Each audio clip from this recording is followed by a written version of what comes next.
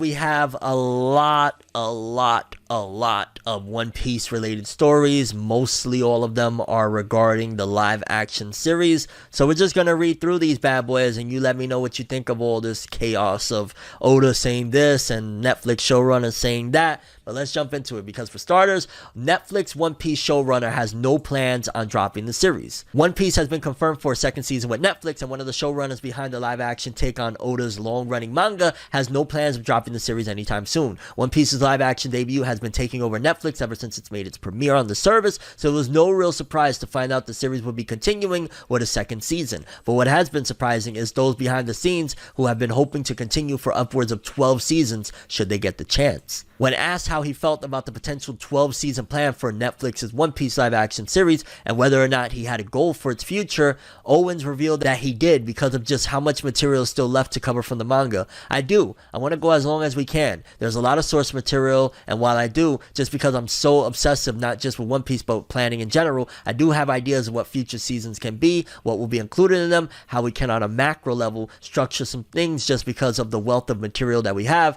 I will make this show until Netflix says no more. One Piece Season 2 is already in the works and will have some big arcs to cover if the series should be setting the stage for even more seasons to come. This includes fan favorite members of the Straw Hats like Chopper and big arcs like Logtown, but no release window or date has been announced yet for the next season because they're still working on it right now, and I think they're even like in the early stages anyway. Like I think they got scripts and they're about to head to, getting it tweaked up to go film or whatnot. But yeah, it's no surprise that, they made One Piece live action a hit, and ideally if you got a hit of this show that, the anime, the source material alone, the manga's at well over 1,000 chapters, likewise with the anime, so it would make sense that, hey, we got a hit, hey, we love this, hey, there's so much source material, chances are off the rip, when we were making this thing, we thought on the far-fetched chance that anime and manga fans are satisfied with whatever we do, we would love to keep on going and adapt as much as we possibly can. So I'm not really shocked by that per se. Still moving on, still moving on.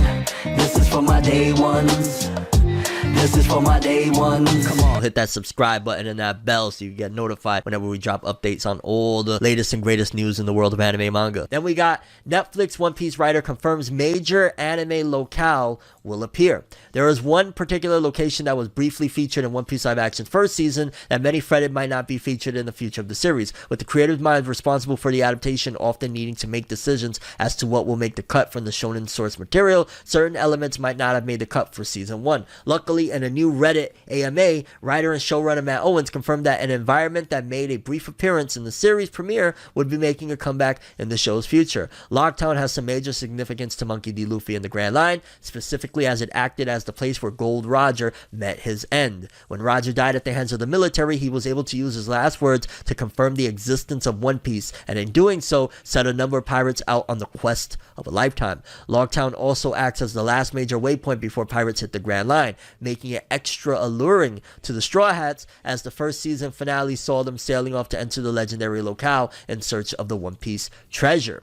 In a recent question and answer session, Matt Owens confirmed that the second season will not skip Logtown, good and smart move, as Luffy and his comrades on the Going Merry will visit the town where Gold Roger met his end. Skipped? Never. It wasn't included in season 1 because our episode number got reduced, and to try and cram it in would not have done service to it or the story it had to share space with. Logtown is not cut, we just haven't gotten there yet. When the Straw Hats hit Logtown in the original manga and anime adaptation, they had a number of surprises that awaited them. Alongside running into Buggy and Alvida, who were now working together to fight against Luffy and his crew, they were also introduced to the powerful military man known as Smoker. Smoker was featured in the post-credit scene of One Piece's first season, so expect him to play a big role in season 2, and you can't skip this arc. Okay, this is a very, very important arc to Luffy's character. This is a very, very important arc to Luffy's connection to a certain person that I won't spoil, but there's a lot of breadcrumbs and just overall richness that is in Logtown. Even though it's early on in the series, it's an important arc, and for them to skip it would be criminal, and I think, as they stated, they're aware of it. And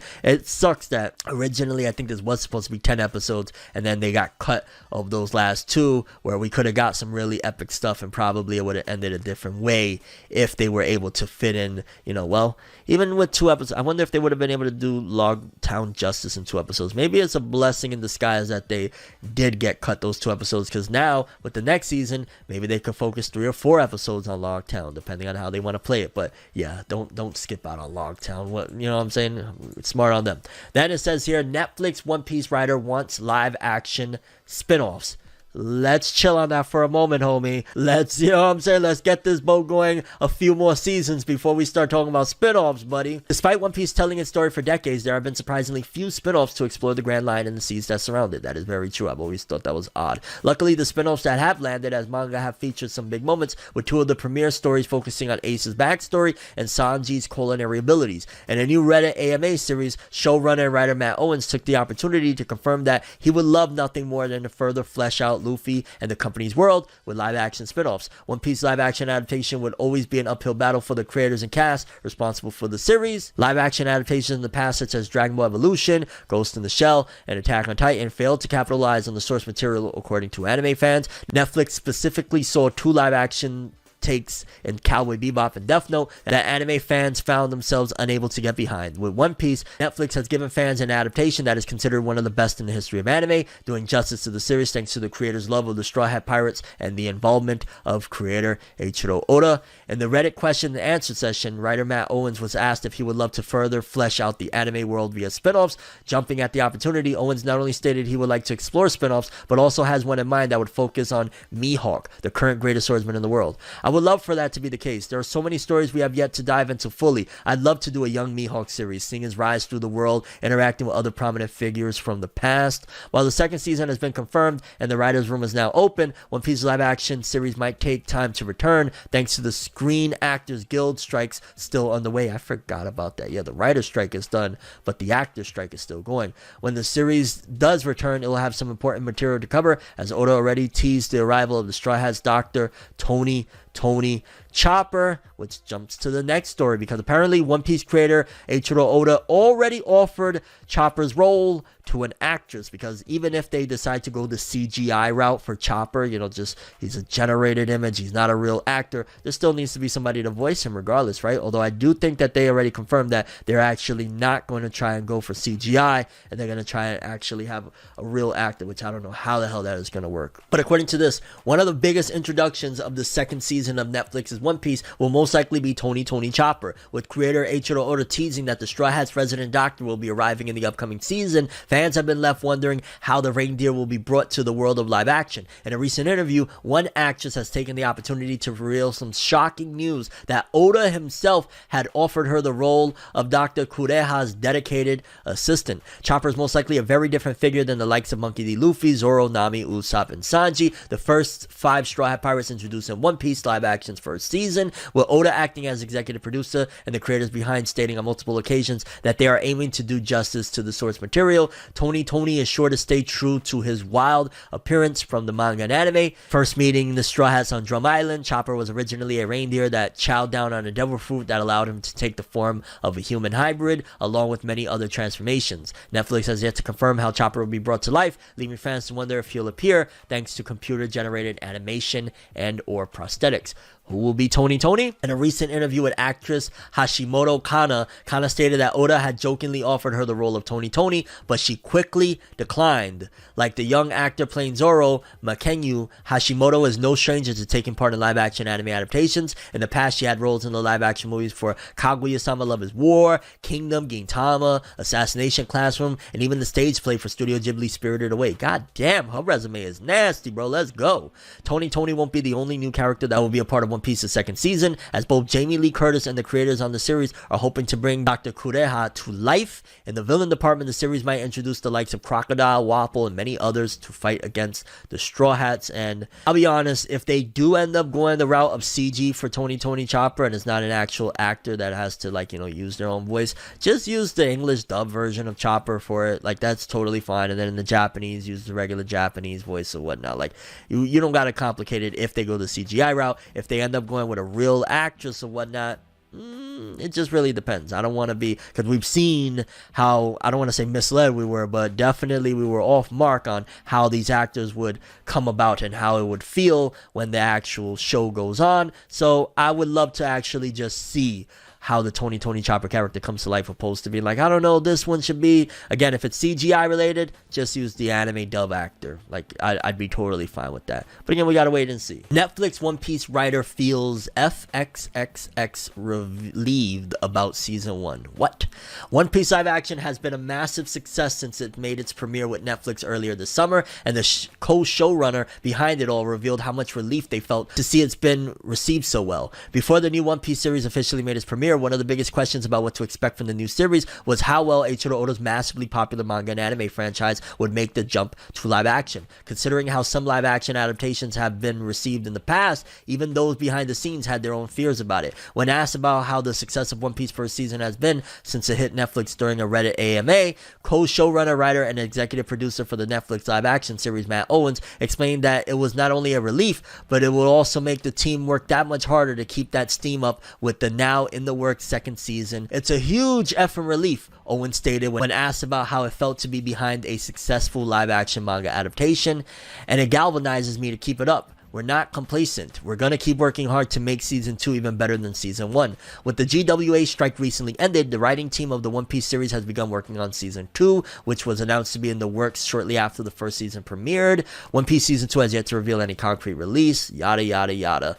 And yeah, I'd imagine you would be very relieved considering that everybody was breathing down their necks, and a lot of people have had their doubts, including myself. I was very skeptical leading into it, and yeah, I'm sure they're happy. But then also, which I ain't gonna lie, this is just a wealth full of information about the live action. Netflix One Piece writer reveals which character he wants to bring to live action the most. One Piece live action is currently back at work for the highly anticipated season 2 of the series, and the co-showrunner behind the series has revealed which of the future characters he wants to bring to live action the most. And I believe this is from Matt Owens. I really want to get to Law, Owens responded to a fan when asked about which characters he'd like to see come to the live action series. I love that broody boy so much because it's a fun design and it'd be a nice challenge, and because I love her, I also want to get to Carrot. Owens confirmed even, Carrot is a long ways off, buddy. Owens continued even with the hopes of Carrot becoming an official member of the Straw Hat crew. Carrot for Nakama. As for which arcs he's most excited to take on in the future, Owens is looking towards the skies. Skypiea would be a blast. To spend the whole season in one of the most creative worlds Oda created would be a lot of fun, although I don't know how that would translate to live action because a lot of people don't really care for Skypiea, even though it's a very important arc. I like it, but a lot of people be with that dumbness of, yo, just skip Skypiea, even though it later turns out to be one of the most pivotal arcs with so much information, but yeah, just skip Skypiea, dude, it's not worth, like, stop. In terms of characters he'd be nervous to adapt for the live action One Piece, it turns out Frankie post time skip will be the one needing addressed more since that design is around more, with no release window or date for blah blah blah. Okay, yeah, we know. Then quickly on the One Piece manga related side of things, One Piece will be on break next week with Weekly Shonen Jump issue number 47, and will resume in issue number 48 as scheduled, par for the course, no problem there. Then Netflix One Piece writer reveals surprising part of working with the original creator. One Piece live action has been a massive success with fans because of how faithful it's been to the original series, and one of the big draws of the live action One Piece series was how faithful of an adaptation it was for the manga releases, and the co-showrunner behind it, Matt Owens, opened up about working on the series ahead of the start of Netflix season 2 production in a Reddit AMA with fans. The most surprising aspect of working with Oda is how well we gelled and collaborated, Owens began. Not that I expected different, but his engagement was not just informative and important, but fun. We have spent hours talking about intricacies of One Piece, characters, history, all sorts of things. As Owen continued, it was revealed that Oda and Owens developed a much closer working relationship over the course of the series. We also talked a lot about movies and books and anime. We learned how each other think, and it birthed a very creative partnership. I always look forward to our talks because we learned so much from one another, and it made for a better show. I really cannot express enough my love for him, which kudos to homie, although I don't know how close of a relationship you're gonna have considering they're communicating via a translator, I'm imagining. I don't think Oda knows English, so it's like you and that translator probably have a great relationship. I don't know if you and the homie, because homie can't really understand you, you know what I'm saying? And he's a Japanese recluse in his room drawing all day, so. But yeah. And then right here, One Piece releases episode of Alabasta movie for free. One Piece episode of Alabasta, The Desert Prince and the Pirates is a remix version of the anime's take on the Alabasta arc from Oda's manga that gathers it all into a single runtime. It speeds through some of the events to cover all the big beats, so fans curious about the arc will be glad to know there's still plenty of potential ground to cover when the live-action One Piece series gets to this very important area. Toei Animation teases the episode of Alabasta special as such, and it says here, one of the first major areas of the Grand Line is Alabasta and everything that comes with it, and now fans can check out a taste of what's to come with the release of One Piece episode of Alabasta, The Desert Prince and the Pirates, available for free streaming with One Piece's official YouTube channel through October 1st with English subtitles in the United States and Canada. So if you would like to check that out, which episode of Alabasta, I think that was like the first official movie that they brought forth over here. I'm not sure if this is a movie or they redid it again, but the movie, I think it was movie 8, the Alabasta retelling or whatnot, and it was pretty good from what I remember. It was like the first thing that I think that they brought over here in the middle of Funimation getting the rights from 4Kids for One Piece back in the day. Thought it would have been, wish it would have been. Acting like I'm fine is getting harder to pretend. I said, thought you would have been, wish you would have been. Maybe I was wrong, it was me all along.